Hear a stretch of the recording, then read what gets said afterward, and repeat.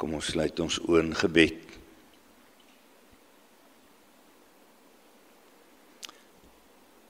Here, ons het sopas gesing, my hart is op die altaar. Ons het daar in die begin van die erediens gesê, ons wil voor U buig, ons wil voor U kniel. U is ons God. Here, en naas U is daar niemand anders nie. Ons is hier by mekaar omdat ons U lief het, omdat ons U nodig het, omdat ons nie sonder U kan nie, omdat ons nie sonder U wil nie. My gees, my siel, my liggaam, wy ek aan U. Dankie dat ons, wanneer ons hier by mekaar is, nie maar net 'n paar individue is wat so by mekaar kom nie, maar dat ons deel is van U kerk oor die wêreld, U kerk deur die eeue, U kinders, U eiendom, U sin. Ons behoort aan U. En dit is in U naam wat ons hier by mekaar kom. En daarom is hierdie nie maar net woorde nie, Here. Hierdie is nie maar net 'n lied wat ons sing, sommer maar net nie. Hierdie is nie maar net woorde wat ons hoor, sommer maar net woorde nie. Hierdie is 'n gebed wat ons bid, wat diep uit ons binneste kom, 'n soeke na U om te verstaan, om beter te verstaan, om U te soek, om U teenwoordigheid te beleef, om opnuut weer te kom bely. Ons is nie skaam, ons is trots daarop, om U kinders te wees, U disippels. Here, ons gaan nou 'n gedeelte lees waar die disippels 'n tyd van verwarring, van angs beleef het, waar hulle onseker was. Maar dankie dat dit so ver in die verlede lê en dat wanneer ons dit vandag lees, ons dit kan doen met 'n sekerheid, met 'n wete, met 'n absolute vertroue, oorgawe, 'n wete dat U leef, dat ons aan U behoort. Kom dan nou in hierdie oomblikke en breek U woord vir ons oop. In Jesus se naam. Amen.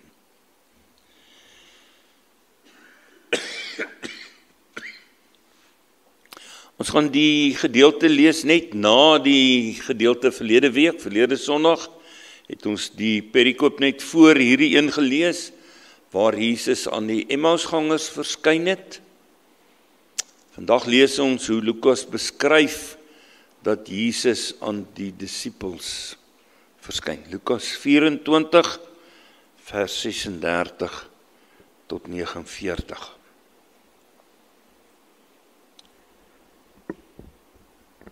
Terwyl hulle, dis die disippels, nog besig was om oor hierdie dinge te praat, dis nou net na die Emmausgangers vir hulle kom vertel het, dat hulle Jesus ontmoet het, Jesus aan hulle verskyn het. Terwyl hulle nog besig was om oor hierdie dinge te praat, staan hy self tussen hulle en sê vir hulle, vrede vir julle. Verskrik en beangs het hulle gedink dat hulle 'n gees sien.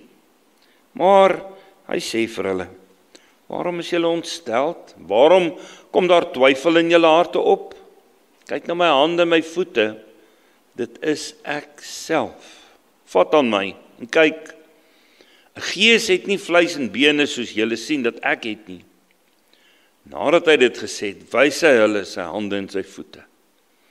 Omdat hulle dit van vreugde, dink net daardie daardie oomblik wat hierdie onsekerheid en hierdie skrik en die verwarring oorgaan in 'n oomblik van vreugde. Omdat hulle dit van vreugde steeds nie kon glo nie en verbaas was, sê hy vir hulle, het julle iets te ete hier? Hulle het hom 'n stuk geroosterde vis gegee. Hy het dit geneem en dit voor hulle geëet. Daarna het hy vir hulle gesê, dit was my woorde wat ek tot julle gerig het toe ek nog saam met julle was, dat alles wat in die wet van Moses en die profete en die psalms oor my geskryf is, vervul moet word. Daarop het hulle verstand daarvoor geopen om die skrif te verstaan, vir hulle gesê, so staan daar geskryf, dat die Christus moet ly en op die 3de dag uit die dood opstaan, en dat in sy naam bekering tot die vergewing van sondes aan alle nasies verkondig moet word. Julle moet by Jerusalem begin, getuie van hierdie dinge wees. En kyk, ek sal die belofte van my Vader na julle stuur, maar bly julle in die stad, totdat julle met krag uit die hoogte toegerus word. Tot daar, ons skriflesing.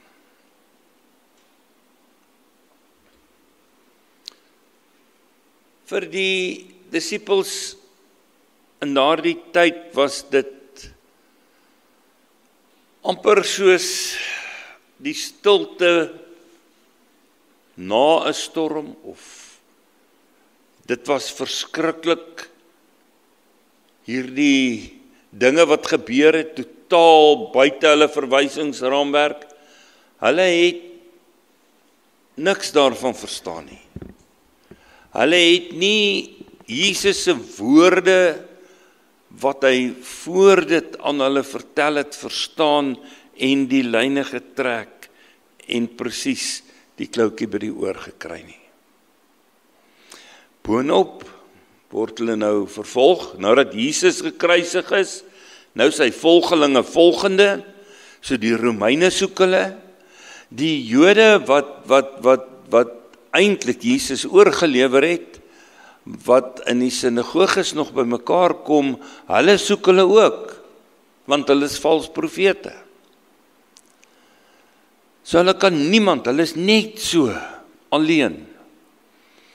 En hulle is in 'n vertrek. Miskien is dit stil, miskien praat hulle bietjie met mekaar oor hoe om dit te verstaan. Hulle is geskok. Nou kom die Emmausgangers daar by hulle aan. Hulle kom vertel vir hulle. Nou begin daar so vlammetjie weer opkom. Iewers is iets aan die gebeur wat hulle glad nie verwag nie. En dan ewe skielik, te midde van hierdie verwarring, hierdie twyfel, kom Jesus en hy verskyn self aan hulle. En weet jy wat is so mooi? Sy eerste woorde aan hulle, vrede vir julle. Ons het hier die erediens begin, waar toe ek die wotum gedoen het, gesê het, liewe broer en suster aan die Here, vrede vir jou. Genade en vrede van God die Vader, Jesus Christus, en die Heilige Gees. Dit was Jesus se eerste woorde aan sy disippels na sy opstanding, met sy verskyning aan hulle. Vrede vir julle. En hoe groot maak daardie woord nie 'n verskil in ons lewens nie? As ek maar net vrede kan hê, vrede met my naastes, vrede in 'n huis. Iemand het my gebel gisterand laat weet, hulle maak verskoning vir die erediens en die Koedefeesvergadering, want hy moet sy pa na 'n ander dorp, na familie toe vat, want sy pa en ma beklei so dat hulle nie meer saam in dieselfde huis by mekaar kan wees nie, terwyl hulle daarvoor dat die situasie moet afkoel, moet hulle net vir so tyd lank van mekaar geskei wees. Vrede. God se vrede, as ons maar net God se vrede kan ervaar. Hierdie ontmoeting met Jesus, ek het aanvanklik, toe ek nou gesien het, dit is nou die voorgestelde teksgedeelte, en nou hier oor preek, nou dink ek maar wat is daar om te sê, want Jesus het aan die disippels verskyn. Ons weet dit almal, dit is al soveel keer gesê, dit is so algemeen bekend. Wat is so spesiaal daaraan? Dit is verskriklik spesiaal. Want hierdie ontmoeting met Jesus, met sy disippels, bring 'n keerpunt in hulle lewe. Dit draai hulle lewens heeltemal om. Hulle kry vrede vir hulle siele. Hulle verstaan die skrif. Hulle word gestuur as getuies. En Lukas vat eintlik sy hele teologie in hierdie stukkie saam. Hy wil hier sê, God is die outeur. Dis by hom waar verlossing begin. Hy bring verlossing. Hy veroorsaak verlossing vir ons. En hy doen dit deur Christus. Die disippels is die getuies daarvan. En die Heilige Gees stel hulle in staat om getroue getuies te wees. Hulle word die verkondigers van hierdie wonderlike nuus. En daarom, as ons vanmôre hier is en ons is deel van God se kerk deur die eeue heen,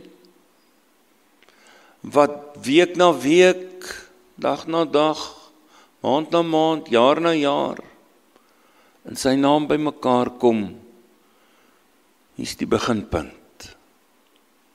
Hier het dit begin.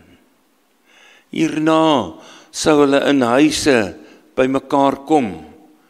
Ja, Saterdag dalk nog sinagoge toe, omdat hulle nie deur die samelewing wil uitgeskei word nie, en die samelewing aanvaar hulle nie, so hulle gaan nog sinagoges toe, maar Sondag kom hulle in huise by mekaar, as disippels van die Here. Nie net die 12 nie, hulle raak meer.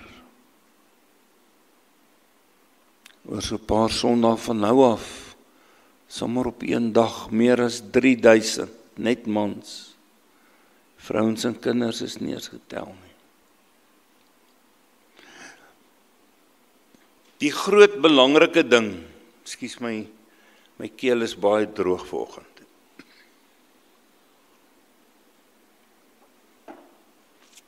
Die groot belangrike ding is dat Jesus hulle nie los nie.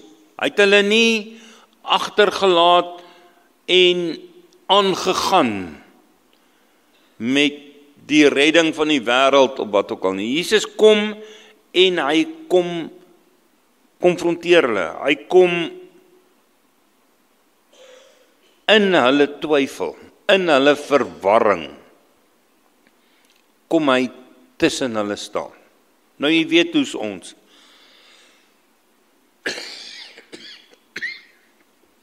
Verskoon. In die verlede, veral in die ou dae, as mense iets nie verstaan nie, dan is dit van die duiwel. Daar's soveel goed wat ou mense nie verstaan het nie, dan sê hulle nee, dis van die duiwel. Maar eintlik is dit nie van die duiwel nie, hulle verstaan dit net nie. Ek bedoel, daar's al mense op 'n brandstapel gebrand omdat hulle gesê die aarde is rond. My mense dit nie verstaan nie. Ekskuus, ek kan nou nie nou sy naam onthou nie. Kan nie onthou wie dit was. Was die slim oom mens. In elk geval, kan julle, ek was net voor my tyd. In elk geval, hy's op die brandstapel aan die brand gesteek, omdat hy gesê die aarde is rond. En eintlik was hy reg, maar die mense dit nie verstaan het nie, het hulle hom as 'n ketter verbrand. Nou gebeur hier iets en die disippels verstaan dit nie. Jesus staan nie voor hulle en hulle dink dis 'n spook. Dis 'n gees. Dalk is dit 'n toordery. Hulle was nie voorberei op die opstanding nie. En die mooi daarvan is dat Jesus kom nie na hulle toe en hy sê, "Hey, hoekom glo julle nie? Hoekom is julle so swak in julle geloof? Ek het 3 jaar lank 'n pad met julle gestap en julle probeer verduidelik wat gaan gebeur en julle verstaan nie." Hy kom en veroordeel hulle nie. Hy kom en hy sê vir hulle, vrede vir julle. Kom ek gee vir julle, kom ek gee aan julle vrede. Kom vat aan my. 'n Gees het nie vleis en bloed nie. Hy kom en hy sê, is hy iets te ete? Hy's nie honger nie, hy het nie nodig om iets te eet nie, hy het 'n verheerlikte liggaam. Maar terwille van hulle, vat hy 'n stuk vis en eet hy vis, sodat hulle kan verstaan.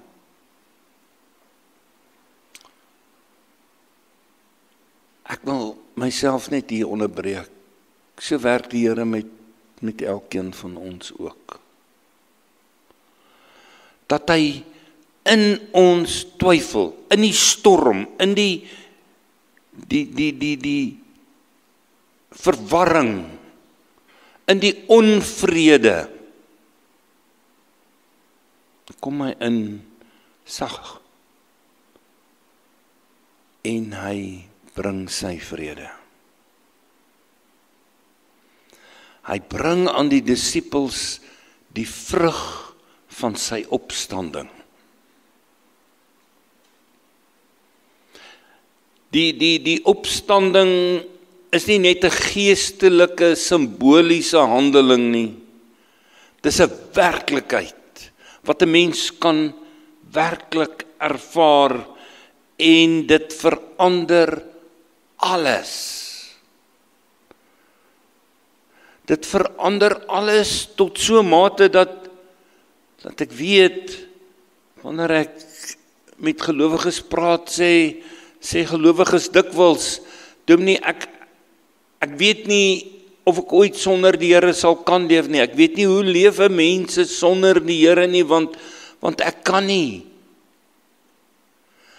God het my lewe so kom verander, dat ek net weet, ek kan nie sonder hom nie. Die kernboodskap van hierdie gedeelte is, dat Jesus, wanneer hy hierdie vrug van sy opstanding aan hulle gee, wanneer hy hulle oë open, dat hulle verstaan, wanneer hy aan hulle verduidelik, dan stuur hy hulle as getuies. Nie as iemand wat tweedehands 'n boodskap moet kom vertel wat ek gehoor het, dis hoor sê nie. As 'n getuie, want ek weet, dit werk in my lewe so. Ek praat eerstens, ek praat uit ervaring. Hier is seker een van die sterkste Bybelse uitsprake oor Christus as die middelpunt van die hele Bybel. Hy's nie net deel van die Bybel nie. Christus is nie maar net die verhaal waaroor dit gaan. Hy is die sleutel tot die hele Bybel. Hy is die sleutel tot ons verlossing.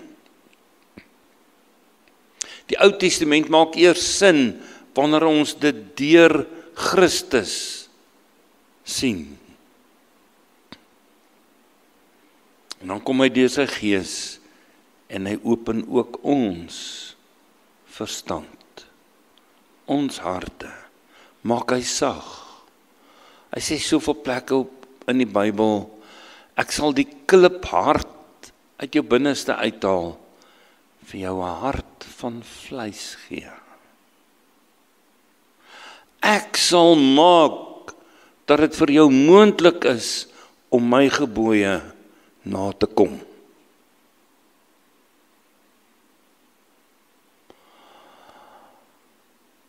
Soms dink mense om 'n Christen te wees, is hierdie groot stryd om teen sonde te stry. Dit is nie dit nie. Om 'n Christen te wees, om iemand te wees wat so 'n ontmoeting met die Here het en wat dan daarna as getuie daarvan leef voluit vir Christus en sonde verloor sy effektiwiteit op jou.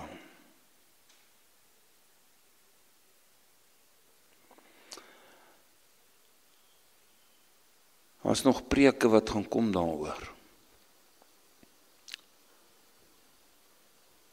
Jesus stuur hulle, hy sê vir hulle, gaan getuig. Dis nie net 'n opsie vir die wat swart aan het vandag nie. Dis nie net 'n opsie, ek wou rooi sê, maar toe sien ek hier's 'n klomp rooi, toe wil ek nou kies 'n ander kleur. Dis nie net 'n opsie vir iemand wat vandag geel aan het nie. Elke Christen is 'n disipel. Elkeen van ons kan getuig. Elke keer wanneer ek hier hoor praat, kom daai ou halleluja liedjie, tel jou seëninge, tel al een vir een.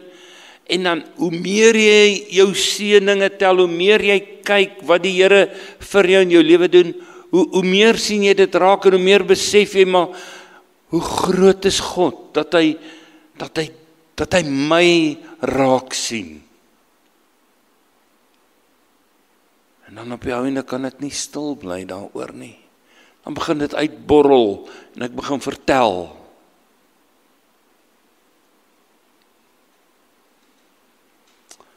Ons leef nie net met 'n opgestane Here nie. Ons word gestuur. In die eerste plek in vrede, met sy vrede in ons, met 'n hart, met 'n verstand wat iets verstaan van hierdie groot God wat dit gekies het om ons aan hom te verbind en om daarvan te getuig. Amen. Kom ons bid saam.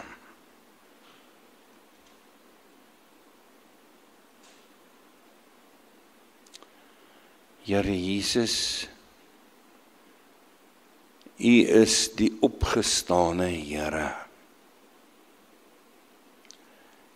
U is die een wat aan die disippels kom verskyn het om aan hulle vrede te bring. Dankie dat U ook so na ons toe kom. Dat wanneer U na ons kyk, dit nie met veroordeling is nie.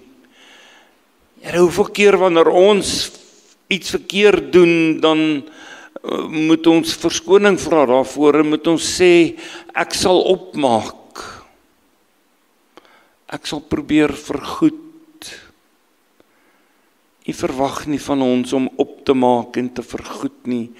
U gee U vrede, U gee U verlossing en liefde gratis en in oorvloed. Dankie dat U in ons twyfel en verwarring instap. En ook vanoggend aan elkeen van ons kom sê, vrede vir jou, my vrede gee ek aan jou.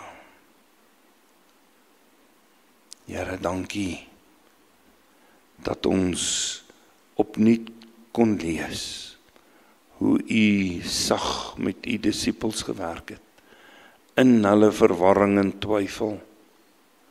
En dat u ook met ons sag werk. Here, leer ons om stil te word voor u, sodat ons u stem kan hoor. Laat die woord in ons harte brand, soos dit met die Emmausgangers gebeur het, hulle vir mekaar gesê het, maar het ons harte nie warm geword terwyl hy by ons was nie. Laat ons harte ook warm word, Here, sodat ons nooit die evangelie, die goeie nuus, as iets kouds of doods sal beleef nie. Here, u het ons nie net gered nie, u het ons ook gestuur. Maak ons getroue getuies van u liefde, nie net in dit wat ons sê nie, maar ook in die manier waarop ons leef. Ons bid, vul ons met u Gees. Rus ons toe met u krag. Vorm ons as u kerk. Elkeen van ons, lewend, gehoorsaam, nederig, dapper, toegewy, tot u eer.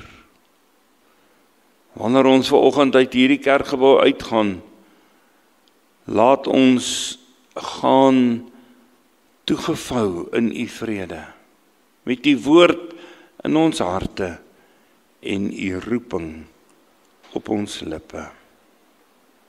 Ons bid dit in die wonderlike naam, die naam bo elke ander naam, Jesus Christus, ons Here. Amen.